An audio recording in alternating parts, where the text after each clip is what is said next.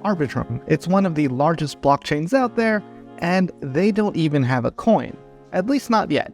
And that's why in this Arbitrum review, we're going to talk about everything you need to know about Arbitrum. That includes what is Arbitrum, how does Arbitrum work, the different flavors of Arbitrum, because there's Arbitrum 1 and Arbitrum Nova, the pros and cons, who are Arbitrum's competitors, a look at the Arbitrum ecosystem, a quick look at getting started and using their bridge, and will there be an Arbitrum coin, because they have to generate revenue somehow. If you're new to the channel, I'm Dan. I make crypto easy and understandable for everyone, and we take out all the complicated things and we just break it down to the more fundamentals so everyone can understand it. Crypto doesn't have to be that complicated, and I want to make it easy. And if that sounds good, feel free to like, subscribe, comment, and tell me what you're interested in when getting involved in crypto. Like, what are you having trouble with? I also have a newsletter, and we'll be hosting some workshops in the future to help users get involved in DeFi and to help them understand more of these complicated things. Now, this video is purely for educational reasons. None of this is financial advice, and at the moment, you really can't invest in the Arbitrum coin because they use Ethereum for transaction fees. More on that later.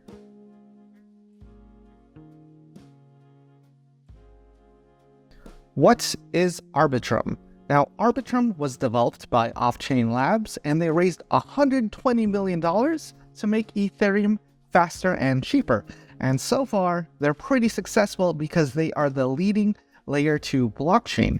Now, a Layer 2 or L2s are blockchains built on top of other blockchains. So when it comes to Layer 2s, these are typically blockchains built on top of Ethereum, because Ethereum is slow and expensive, but it is very secure. Having that security has a lot of value, so that's why a lot of projects built on top of Ethereum, and if they want to reach out to more people with lower prices and faster transactions, then they want to build on top of a Layer 2. Now, there are a lot of different types of Layer 2s. There are side chains, there are optimistic rollups, there are ZK rollups, and they all slightly vary, but at the moment, optimistic rollups are the most popular, but they still have their pros and cons, which we'll get into later in this video, or podcast, because this is also available on YouTube and Spotify. Now, if you're wondering how Layer 2s work, it's essentially like carpooling. It's putting a lot more transactions into the blocks on top of Ethereum. So if we visualize something like a highway that has a toll booth, each car that goes through there has to pay a toll. And that toll booth can only handle 15 cars per second. It doesn't matter if there's one person in that car or 1,000 people. And with Layer 2s, it's possible to put thousands of people in that car, so you're splitting up that toll price with thousands of different users who also want to get onto this highway, the Ethereum highway. And that's essentially how Layer 2s work.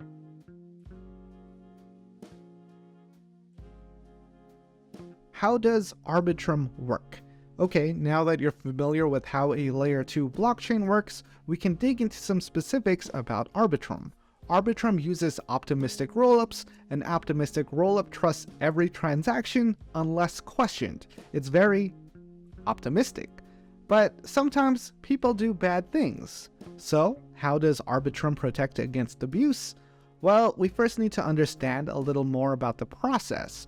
At the moment, to run any transaction on Arbitrum, you have to pay gas fees using Ethereum. Arbitrum doesn't have a coin and charges an ETH for any kind of transaction fee. Transactions on Arbitrum are processed by validators, and to keep validators honest, they have to lock up collateral to the network. And let's say something suspicious happens, if any validator suspects another validator is being dishonest, those transactions can get checked. If a validator is caught doing something dishonest, then the collateral that they put up is lost. They are slashed. Through a process called slashing, that validator loses their collateral, and then the correct transaction gets processed.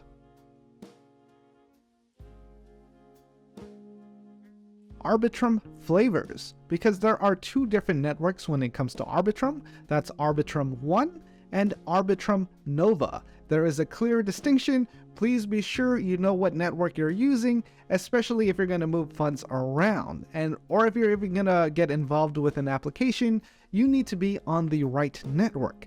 Arbitrum has 2 networks, so I'm going to have to reiterate that. It's not just the Arbitrum network, it's either Arbitrum 1 or Arbitrum Nova. Now, as for the differences between these networks, they're pretty much identical, but there is one key difference that we'll dig into, and there's reasons why things are built differently. Now, on Arbitrum 1, this is the network that most people use when doing anything related to DeFi and smart contracts. And when you make a transaction on Arbitrum 1, that transaction then gets packaged with a lot of other transactions and then secured immediately to the Ethereum blockchain. Then we have Arbitrum Nova. The key difference is that Arbitrum 1 puts all transaction data on Ethereum all the time. Nova makes use of a data availability committee. In doing so, Nova achieves significant cost savings by first sending the data to the committee and only falls back to putting data on chain if the committee fails to do their job. Nova is an entirely new chain with a different set of assumptions and is designed for gaming, social applications, and more cost-sensitive use cases. So with Arbitrum Nova, transactions are monitored by this committee and then secured to the Ethereum network less often. This makes Arbitrum Nova 90% cheaper than Arbitrum 1.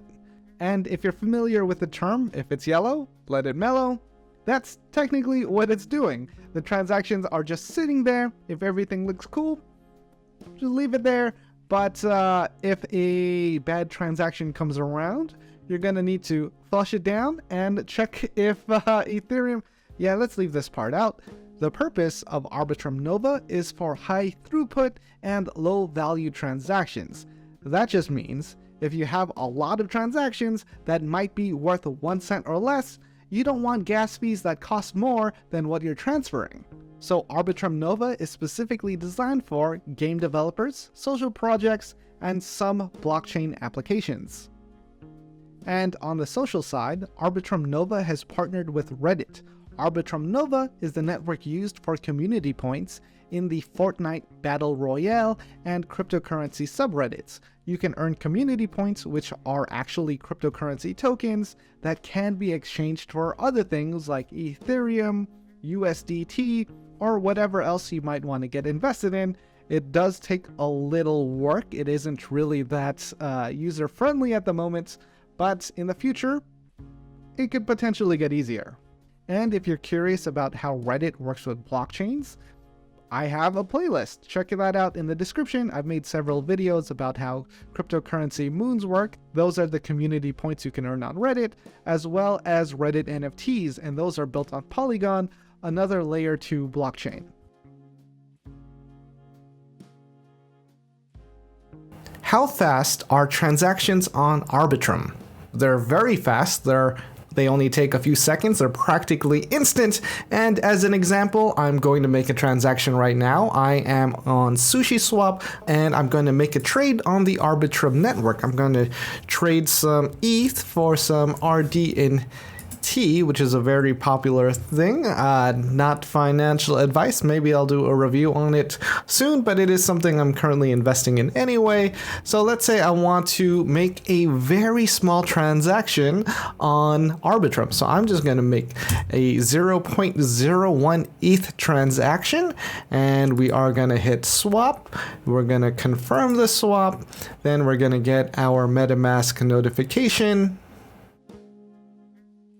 Yeah, I haven't paused anything. I know that says CeeLo if you're looking at this on the screen, but I recently added the network and that always messes up MetaMask, but the gas is being paid in Ethereum. And to recap, we are swapping 0.01 worth of Ethereum, and then everything after that is just gas. So I'm going to confirm the swap. And the transaction has been confirmed. I can add the coin to my MetaMask. I hit add token, and that should be it. So you can see that we have the tokens. That's it. There wasn't any cutting. It was practically instant, very fast, and very affordable. And if you're wondering how much are transactions on Arbitrum, They're about 16 cents. They can range depending on network demand, but typically they're 20 cents or less for most transactions on Arbitrum 1, and with Arbitrum Nova, those transactions are 90% cheaper, which makes them typically around 1 cent.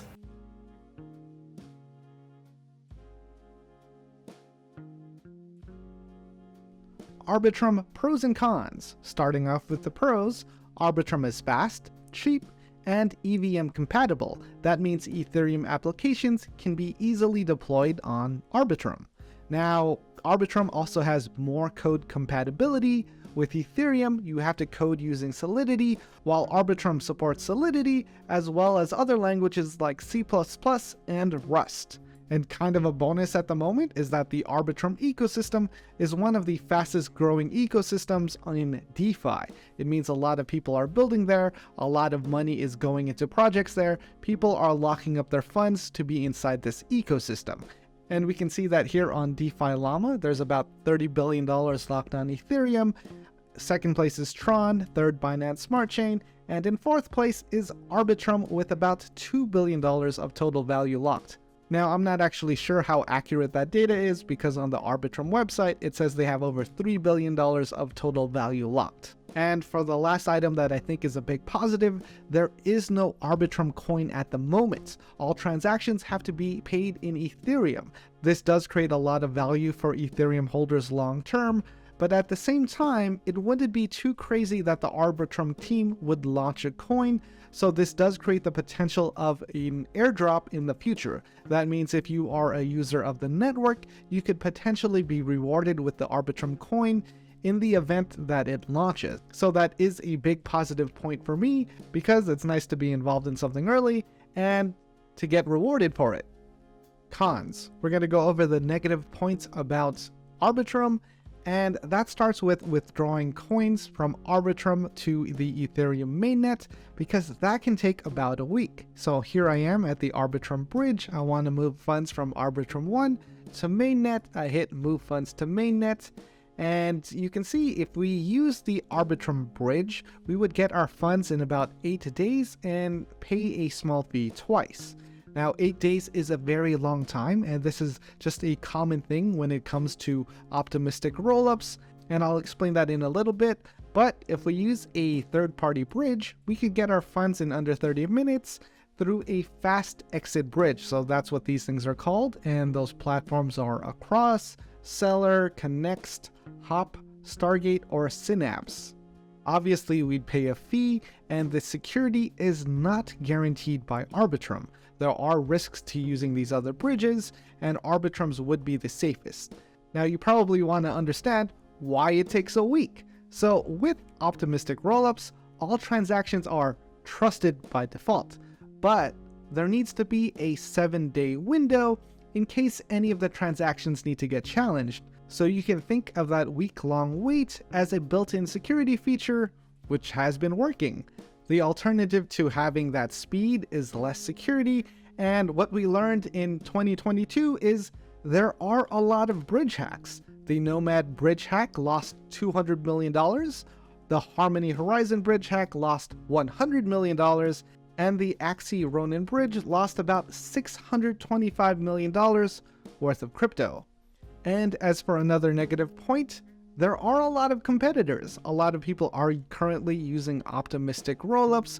Maybe people want to use Base, which is Coinbase's layer 2. Maybe these projects that are using optimistic rollups, like Arbitrum, lose the market share to projects that are using ZK rollups in the future. So there is a lot of competition, there is a lot of unknowns, and we don't necessarily know what Arbitrum is going to look like 5 years from now.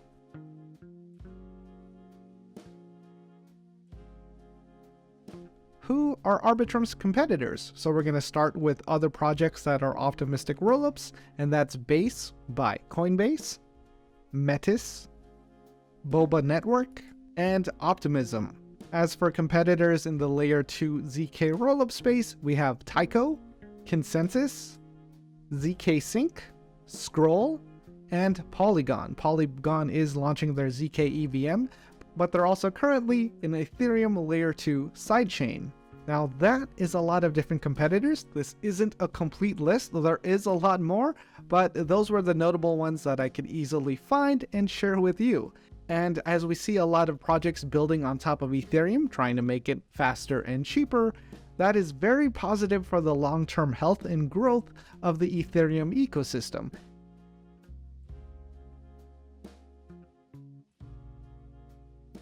What's in the Arbitrum ecosystem? So let's take a quick look. I'm here at DeFiLlama.com. On the left here, we go into DeFi, we select chains, and then we scroll down over to Arbitrum. At a glance, you can see how many protocols, the 1-day chain, 7-day, and 1-month change, and then the total value locked, the amount of stablecoins available, and the 24-hour volume.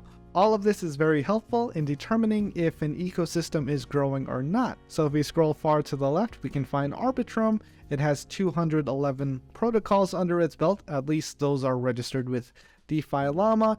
And in the past month, their ecosystem grew by 59%, while some others didn't change as much. We see Optimism grew by 38%, and that is another layer 2 blockchain. But when it comes to the competitors, not many have done as well as the layer 2 blockchains, Optimism and Arbitrum, in the past month. So digging into Arbitrum here, we can see the top protocols. This is sorted by total value locked, and GMX is at the top here. It is a derivatives exchange. Then we have Uniswap. It's a decentralized exchange, and then we can start going further down the list. Now there are a lot of different projects built on top of Arbitrum. There are a lot of different opportunities and different ways to read this information and a lot of different trends to follow. But that's not what this video is about. We're just explaining Arbitrum and that they have a big ecosystem. So if you want to see content about what I'm investing in the Arbitrum ecosystem, let me know in the comments. That's a little clickbait. I need a little engagement, so this gets more views and it makes it a lot easier to make more content.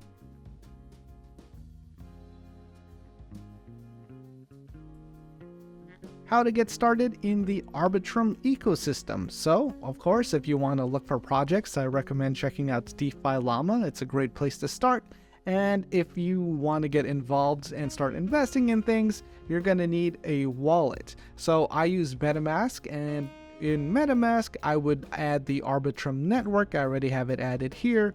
Or you could just hit add network, and Arbitrum should be available, and all you have to do is hit add. Now, once you have Arbitrum set up in your wallet, you're going to need to load your wallet with some Ethereum, and then you're going to have to bridge that Ethereum over to the Arbitrum network. Now, there are two flavors of the Arbitrum network. We have Arbitrum 1 and Arbitrum Nova. If you are going to get involved in one of the Arbitrum protocols, very likely it's on Arbitrum 1. And then once you have your funds on Arbitrum 1, you can start using the Arbitrum ecosystem.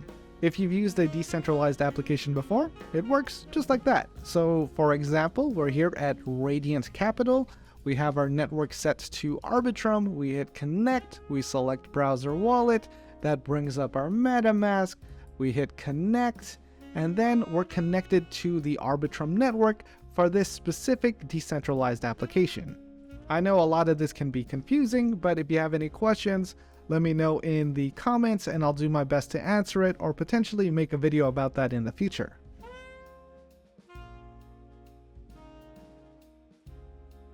Will there be an Arbitrum coin?